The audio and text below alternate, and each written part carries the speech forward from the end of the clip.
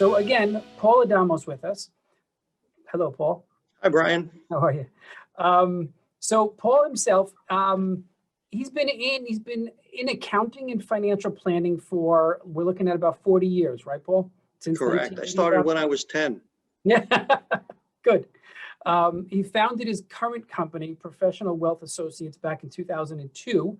He's a licensed life and health insurance agent and holds his Series 6 and 63 securities registrations. He belongs to the American Institute of Certified Public Accountants, as well as the New York State Society of CPAs. He's achieved his designation as a personal financial specialist, and he's been granted by the American Institute of CPAs, and he serves on their personal financial planning committee. So with that being said, Paul, welcome, and thank you for joining us. Thank you for having me, Brian. It's a real pleasure to be here today.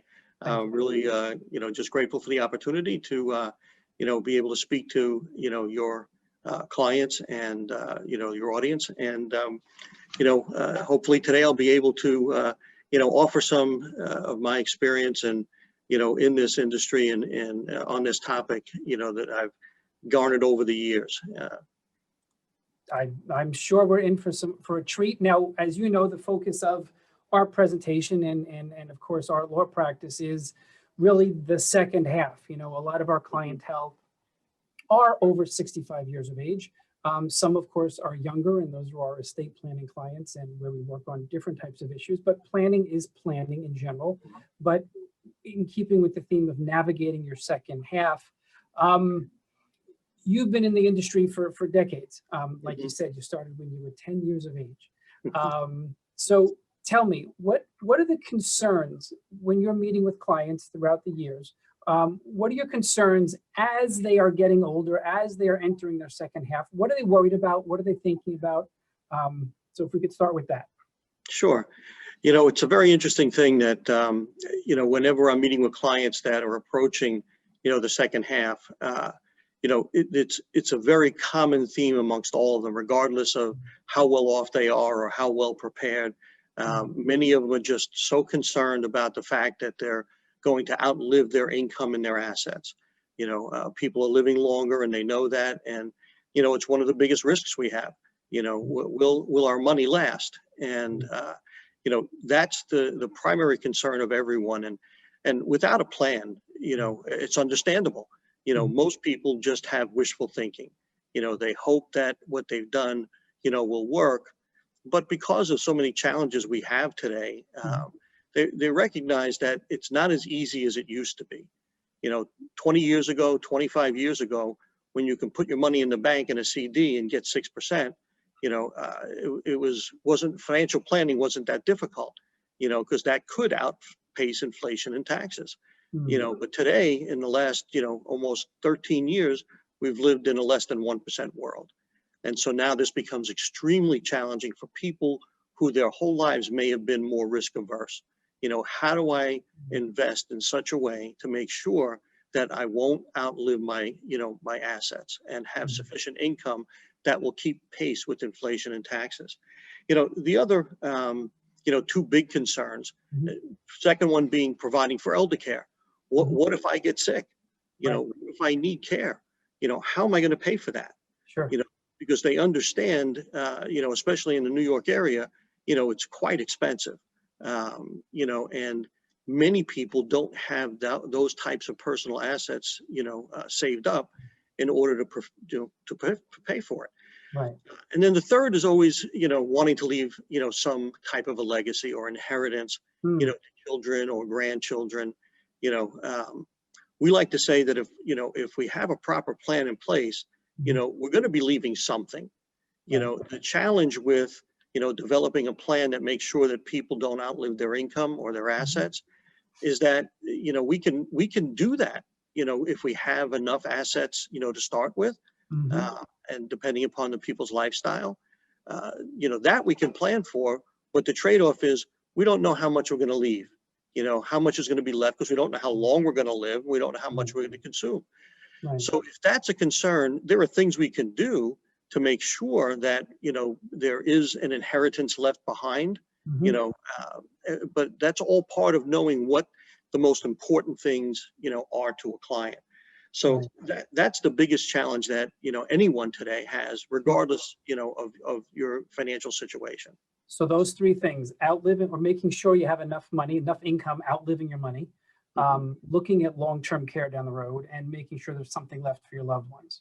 Correct. Right. Correct. All very valid points. I mean, when they started Medicare, Medicaid, right, back in the 60s, folks weren't, even back then, not that long ago, 50, 60 years ago, life expectancy was different. When Social Security started, right, life expectancy was different. We've got, just this morning, where did this come up? Somewhere in social media. Captain Kirk is 90 years old. Wow. So right there, right, and he's doing great. He's being interviewed. He's still riding horses. He just filmed a special swimming with sharks. I mean, at 90 years of age. So I mean, there's just an example of. Anyway. Yeah. Not uncommon. Yeah. I have a good friend, whose mother just turned 106, and she still has her faculties. Yeah. Amazing. Amazing. Right. And then of course the long-term care side, which of course we experience every day. And the planning and inheritances, all great points. So when you're meeting with clients, how do you address each of those? That's a great question.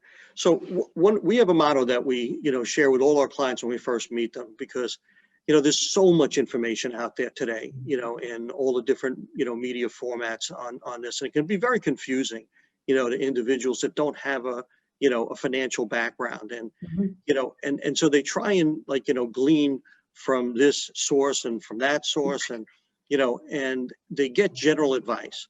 And what we tell our clients is general advice is good for no one in particular. For general, exactly. Right. So what you need is specific advice for your specific situation. Right. And so, what we do and every good financial planner, will meet with a client and gather all their information, see what they have to work with, and then find out what their goals and objectives are. What are their primary goals and objectives, and what their needs are, because we have our needs and then we have our wants.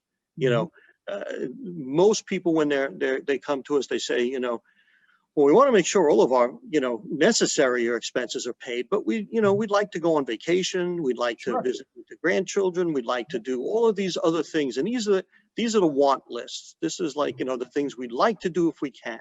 And so, one of the challenges we have in addressing this is, okay, we have to provide for the potential, risks that can come up, and what are those, like we talked today, we have, extremely low interest rate environment. So we have to invest in investments that create a little bit more risk. Well, how much should we be taking? That's the biggest, question we see with most of our clients, because some live in fear, they're investing their money like in the mattress. And so they're actually, losing money. Their purchasing power is fine. Other ones, out of fear that they're not going to have enough, invest too risky and put their assets at, unnecessary risk in the event, like we saw last year during the pandemic, and in 2008 and the early 2000s, we have these periods of time where those types of investments can experience significant fluctuations in price valuations. And so developing a plan that can actually cause a client to be able to take distributions on a regular basis that are increasing over time to keep pace with inflation and taxes, and give them, try to minimize that risk through the use of various financial products that are now out there, because the financial service industries recognize all of these challenges that individuals, are having these days when they reach the second half of their life, and so they're creating a variety of different, new financial products to help, mitigate these, and, from hybrid type of insurance products that provide not only life insurance, but long-term care, and even some that, will give you guaranteed retirement income if you had, built up enough cash value in it. So there's all these different financial products that we use. I like to call it my palette. Like, think of me as like a painter. I have all of these different financial tools and instruments available to me. And then I take a look at what is the painting that you want to have. And then we use those different, tools to come up with one that's specifically for that client. And then we monitor it. I mean, the thing is, is that, from this type of a situation, if there's, one thing we know about life is that certain is change, Of and course. there's going to be things that, happen that are unpredictable. Mhm. And what we mean by that is that uncertainty occurs. We don't know when it's going to occur and what it's going to look like, Yeah. but we can pretty much count on something happening. And so what do we do to mitigate that? Right. And then, we put this plan together, and then, we work with the client on an ongoing basis, to make sure that, we stay the course. When we talk about the Mhm. word navigating, we use that a lot. Like every financial advisor should be the captain of, the financial ship of their client, so that Mhm. we make sure that even though we know we're going to get off course sometimes because of, things that occur, That's outside storms your at sea, control. Sure. things, that we're riding the course as quickly as possible. So we're getting to our destination, which is a client's financial security for the rest of their life, Mhm. on time as much as we can. Got it. Good, good. It's, the building relationships with clients, and that's the field where we're both in. The idea of a transaction is not what we do, and that's Mhm. not what you do. It's about relationship and helping them in the long term. Um, I I had a Zoom consultation last week with a mom and her daughter. And at the end of the consult, the mom looked in the camera and she goes, "You've put my heart at ease." And stuff like, and I wrote it down because it's stuff like that that really makes this all worthwhile to help them Mhm. in the long run. And again, I know that's your perspective as well. Mhm. So how does, you know, the peace of mind, the comfort, the confidence, how does being a financial advisor, how does that add, or how does that help them? How do you see that type of relationship and help them find that peace of mind and that quality of life?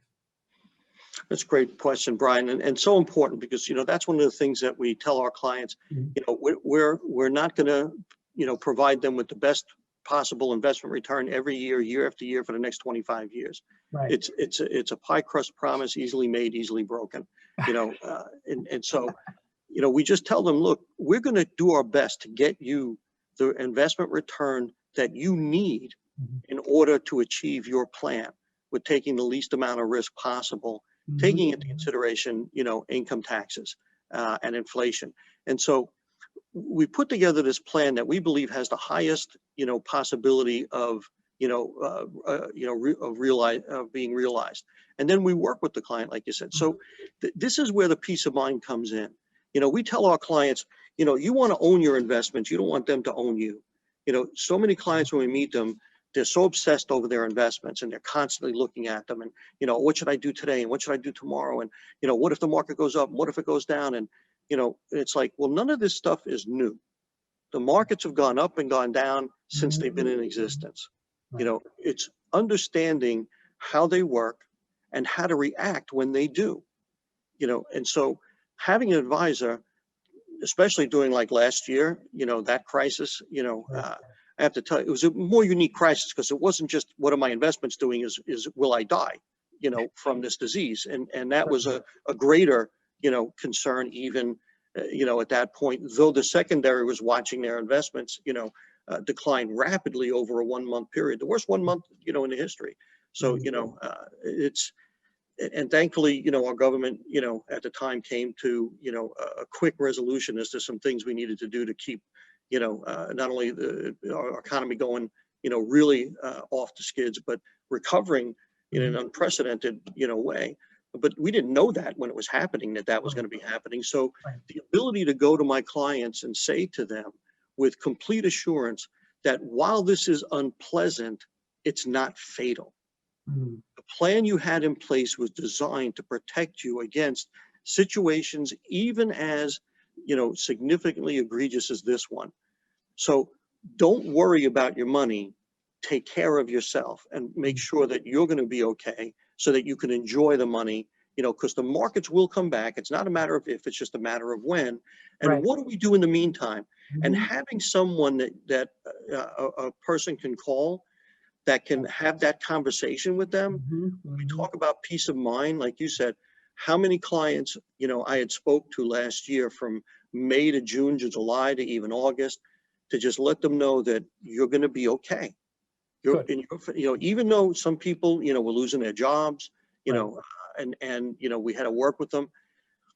For people who are already at that place in life where they were getting ready to retire, already in retirement, Right. we could say that. Unfortunately, for younger people who Mhm. maybe still haven't rebounded, because of what happened with the pandemic. Mhm. The good news for them is they got the rest of their life. They're still young enough. It was people who are in the second half that usually are the ones who get so traumatized by something like this because they don't know what to expect, and they're not, The first even though we go over with them over and over again, Mhm. all the different, things we put in place that have certainty and predictability and protections from down markets. Right. In the moment, they forget. And so, we spend a lot of time reassuring, and that's where we see the value added that we really bring. Mhm. The Mhm. ability to be able to bring assurance to people that just go live your life. The checks you're getting every month are still going to keep coming. They're not changing. You may have a little bit less left to leave, upon your passing, if something like that happened recently, Right. or shortly, but it's not like your plan and your Mhm. security was threatened. And that's again what a plan brings, and working with an advisor, that designs that and stays with you through it. Unfortunately, we hear stories about the advisors, that the ghost advisors, they kind of disappear during these times. It's like, what happened to them? Where's my, we picked up a lot of new clients, last year for that reason. Mhm. People's advisors, or investment managers or whoever they were working with, Mhm. were nowhere to be found, Sure. and so, having that steadfastness, that ability to be able to, be there Mhm. during the difficult times, it's really great. It's really easy to be a good financial advisor when things are going wonderful. Yeah. It's what happens when all the wheels come off. Got it. Great, great. Um, and just for our audience that are watching, if you do have specific questions for Paul, we'll stick around for a little bit after our interview here, our discussion. So put your questions, please, in the chat box or the Q&A box, and we'll get to them. We'll definitely try to get to them as soon as we're finished here. So Paul, I mentioned Social Security in the beginning. Mhm, We do a tremendous amount of mhm, Medicaid work, and the way we do it is a little different than other people do it, but we'll just leave it at that for the time being. Medicaid itself, and the reality is Social Security and Medicaid are tied to the government. mhm, Um, and there's always talk, there's always naysayers, there's always mhm. the possibility of, is Social Security gonna run out of money? What are they gonna do with Medicaid? I mean, the reality of, folks like myself being, quote, legislated out of business, that's a fear for some people that just focus on Sure. Medicaid. When we do the planning and the care advocacy and the coordination, we're doing more than just the Medicaid. So I'm not that concerned Mhm. about being legislated out of business. But from your perspective, the viability of Social Security, the viability of Medicaid, um, the Social Security retirement that people live on. Talk to me. How do you address that? How do you figure that into the plan? Sure. So, the first thing we always tell clients is that, as much as we know that, the certainty in life is that there's always change, the Mm, Social Security system is always going to be changing. mm, It has to, because all the assumptions that were made when it was mm. first created Right. and continued over time are changing. And Yeah. so it has to evolve. The fact that it may actually not be there one day is really more, I believe, of a political type of tool to incite, fear, or, to Mhm. get people to follow a certain agenda, as opposed to, Okay. is it reality? Will there ever be a day where there's no more, like somebody's going to wake up and they go, oh, we have no more money, all your checks are done. That's just never going to happen, because we're already projecting out, 30 years, 25 years, what's going to happen to the system, and that's when it's going to be broke. There are so many things, so many tools they have at their disposal to Mhm. continue to help fund the system. From a revenue standpoint, they're continually increasing the Social Security wage base so that more and more income is being taxed. And so more and more revenue is coming in that way, not just from the employee, but from the match on the employer side. Right. So, every time they raise the Social Security wage base, there's more money coming in. Um, Taxes. right, more Social Security to come in, to that system to help Sure. provide for it. Okay. The second thing is that, we're all experiencing it. People are experiencing it now. This whole idea of, the more your other earnings are, the higher your deductibles are on your your medical Right. insurance and things of that nature.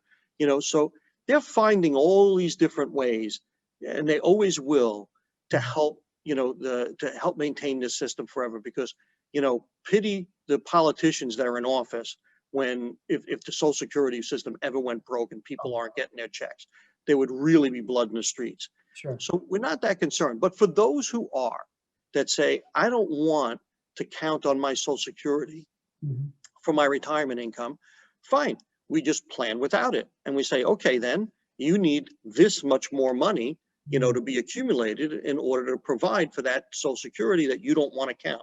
So that if you get it, it's just gravy. So we can do that. For some people, it just becomes a little bit, too onerous. It's too difficult for them, and they have to see that, all right, we're going to have to rely somewhat on it, and even then, it's not going to just stop like the moment you retire or the year after you retire. There's always going to be some. So we look at that and say, okay, while we'll factor it in, we're also going to take a look at when is the best time to take it, because it's very interesting. Of all the income that people have in their retirement, there are very few that have a pension that increases with inflation. Most individuals' pensions are fixed when they retire and remain that way throughout their retirement. And if people were retiring at 65, 67, even 70, they could live another 25 years. Sure. And without having that income or that pension benefit increase with inflation, it's going to be woefully, it's probably going to be about 50% in terms of purchasing power 20 years from now. Social Security is one of the only forms of income that we get that will increase with inflation. Whether it's with the right inflation or core inflation, it doesn't matter. You're getting an increase. And so having that increase be based on a higher amount, is so much more beneficial going forward. Because, people ask me, should I take it at 62? Should I take it at my normal retirement? Should I wait till 70? And it all depends on the person's situation, what their health is like, what are the sources of income. But that's one of the things we factor into our plan when we talk to clients. What is the best time to take your Social Security? Because it can have a huge impact, over their lifetime. And probably the one thing that I continue to be amazed that most people don't know for married couples is that, the Social Security benefit for, a spouse, they'll get the higher, of 50% of the other spouse's benefit or their own, whichever is higher. And most people don't know that. They'll say, wow, because they're basing, like, let's say there's a husband and a wife, and the husband's is the biggest one and the wife's is just a little one. And they're like, yeah, well, what does it matter if I take it at 62? Because, it's such a small amount. Why should I wait? All this other. It's like, okay, well, maybe you won't. But what if you're at a point where, yours was greater and you want to wait because you're not going to get 50% of your spouses, or taking it now and because later you'll be able to get 50% of your spouses. These are all things that, there's so many nuances. And the other thing is the people you call at Social Security to get answers, I'd say more than half the time give you the wrong answer. Yeah, they really do. You're right. And so, our firm works with a Social Security specialist. That's all he does, and we bring our clients to him and he provides analyses, and, we talk about all the different choices and we go over it with our clients so that they can, because it's such a significant choice. You really want to try and get this one right. And, or at least have all the information available at hand when you make your decision. Yep. So that's something that, we'll do and factor into, the overall plan that we create for our clients, because it's so important. Right. Good. And then on the Medicaid front, there's also other ways to, when I sit with clients, we talk about the future of needing long-term care. You can pay for it privately, right? You can purchase long-term care insurance, or you can rely on Medicaid. So Medicaid is not the only option. There are other choices out there. Correct. Basically self-insuring, or you're purchasing insurance to cover the risk. Right. So oftentimes what we do in that case, Brian, is, we look at for people who are insurable. Unfortunately, a standalone long-term traditional long-term care policy that we used many, many years ago become so costly, and there's so few providers that it's no longer a real viable option for people once they're over age 65 or 70 that are looking to purchase. Agreed. However, these new hybrid life insurance policies are really very interesting, because, you could basically, if you bought $1 million death benefit on the policy, and during your lifetime, if you needed it for, long-term care, you can take an advance on the whole $1 million during your lifetime. Like it's a way of actually getting paid the death benefit during your lifetime to pay for long-term care.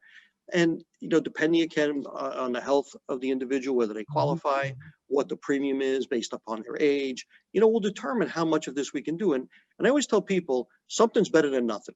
Even if we can't, provide for the whole potential cost, Right. if we can provide for a portion of it, well, that's something we didn't have without it. Right. And so, we look at that, again, like you said, along with some of these other options, and even if it's, to the point where if you have enough to cover for 5 years, when you're getting it, well, great. If they didn't have a trust, at that point, now we can go see you, transfer assets in, and use the long-term care policy to cover the look back period. That's right. So there's a number of things, we can do, in regards to the Medicaid planning as well. That's right.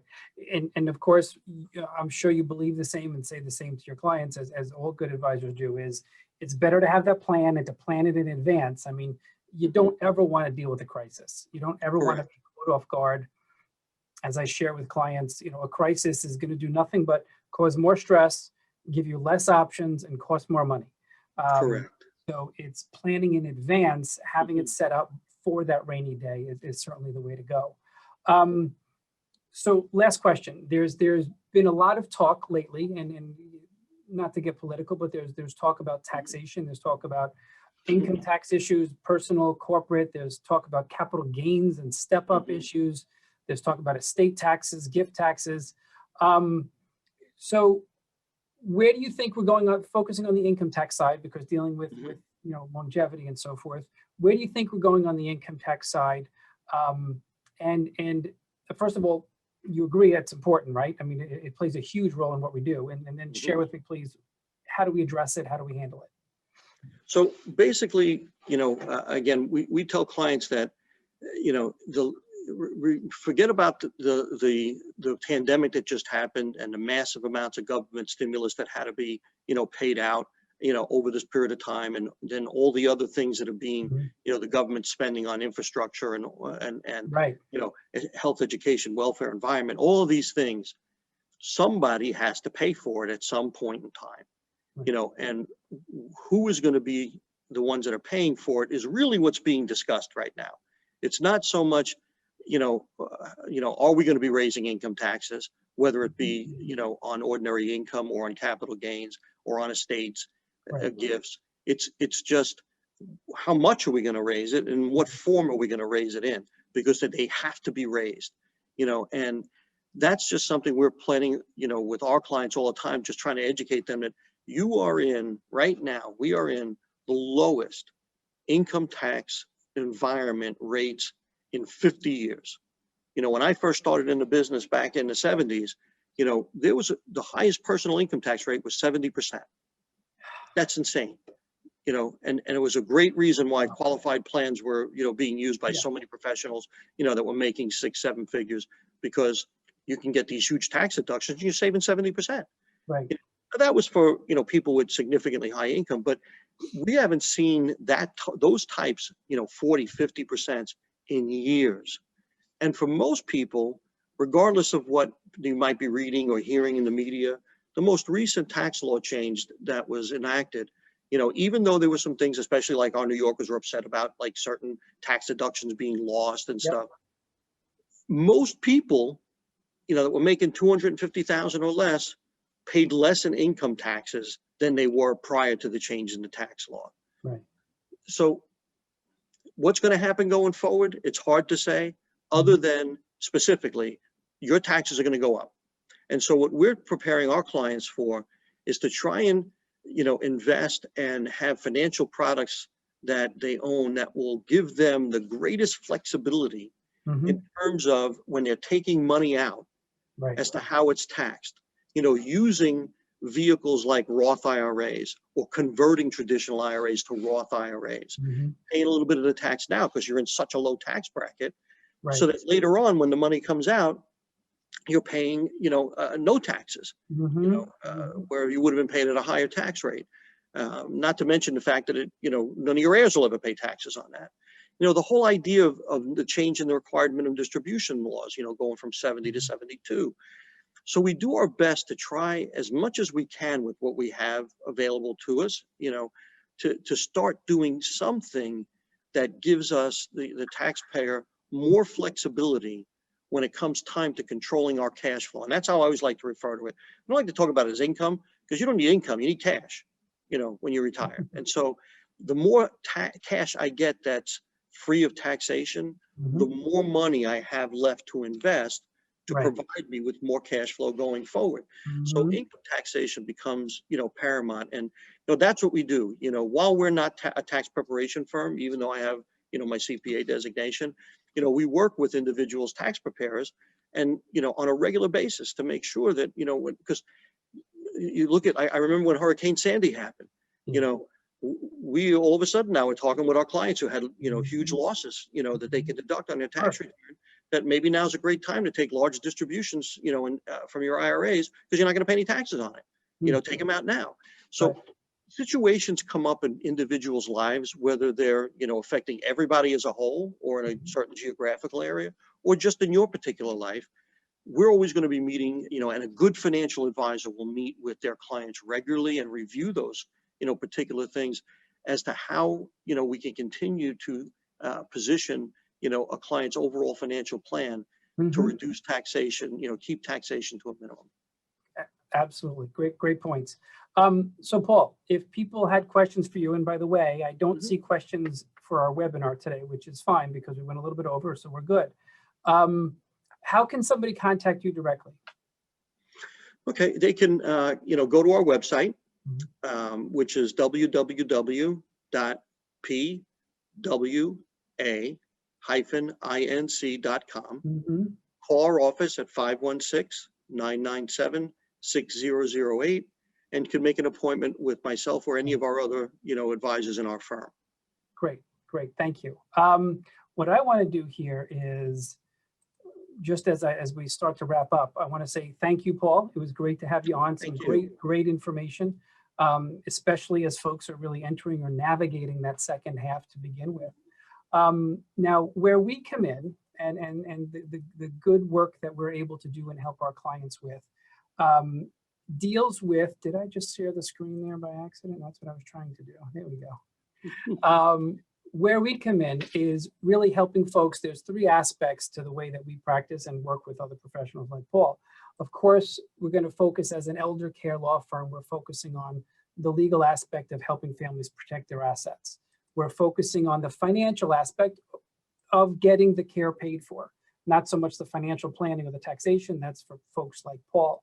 But what's very different about how we do what we do is making sure that your loved ones are getting the best care possible if we're working in a care scenario, long-term care, home care, assisted living, nursing home type of situation. And it all ties in. It's got to be that team approach. So the CPA, the financial advisor, the experienced elder law attorney, estate planning attorney, that's how it works. So you've got some great information from Paul today. Please feel free to reach out to him directly if you want to follow up with any questions or meet with him. If you wish to talk to me, feel free to email directly, brian@tullyelderlaw.com, or feel free to call us at the office, 631-424-2800. Again, thank you. It's been a real pleasure. And we will see you next week at our next Wednesday webinar. Next Wednesday, I believe, is about healthcare documents. So your healthcare proxies, your living wills, your most forms, your DNRs, your DNIs. Okay, so join me next Wednesday for that. Thank you again, and we'll see you then. Thanks, Paul. Thank you again, Brian. You're welcome. Bye-bye.